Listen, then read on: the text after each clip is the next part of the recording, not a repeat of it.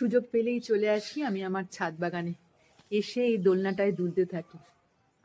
খানিকটা একাকিত্ব কাটে। দুপুরবেলা কখনোই ঘুমানোর অভ্যেস আমার নেই, তো এসে বসে থাকি ছাদে। খুব ভালো লাগে, রোদও আসে আর ছাদটা তো ফুলে ফুলে এখন ভর্তি। তবে সব ফুল নয়, দুটো গাছ আছে, তার মধ্যে একটা গাছ আজকে আমি আপনাদের দেখাবো যেটা রং পরিবর্তন করছে গাছের পাতা। ফুল নয় কিন্তু, অনেকেই ওটাকে ফুল বলে ভুল করেন, কিন্তু অ্যাকচুয়াল ওটা ফুল নয়, পরিবর্তন হয় পাতাটার, আগার পাতাগুলো পরিবর্তন হয়।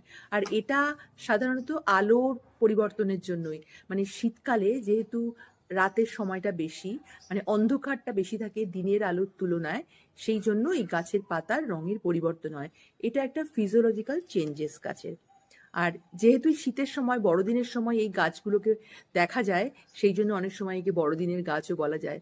মানে মেক্সিকো, মার্কিন যুক্তরাষ্ট্রে গির্জার সামনে এইসব গাছগুলোকে ভীষণ দেখা যায়। তো চলুন আগে বরঞ্চ গাছটা আপনাকে দেখাই, তারপরে বাকিটা বলবো। চলুন। এই দেখুন, এতক্ষণ ধরে এই গাছটার কথাই বলছিলাম। এই গাছটাকে অনেকে লাল পাতা গাছও বলেন। এর সায়েন্টিফিক নেম হচ্ছে ইউফরবিয়া পুলচেরিমা, আর একে বলা হয় পয়েনসেটিয়া। এই নামেই আমরা চিনি। এই নামের পেছনের একটা ইতিহাস হচ্ছে, মেক্সিকোতে মার্কিন যুক্তরাষ্ট্রের প্রথম কূটনৈতিক দূত জয়েল রবার্ট পয়েনসেট, তিনি 1825 সালে এই গাছটার সাথে পরিচয় করান, আর তার নাম অনুসারে এই গাছের নামকরণ হয়েছে পয়েনসেটিয়া। ভারী অদ্ভুত না গাছটা? মজার ব্যাপার হলো, শীতকাল বাদে সারা বছরই কিন্তু গাছের সব পাতা সবুজ থাকে, শীতকাল এলেই আগার পাতাগুলো এরকম লাল হয়ে যায়।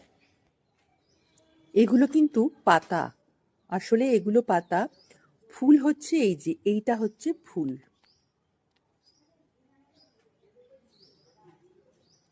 এই যে, এই হচ্ছে ফুল।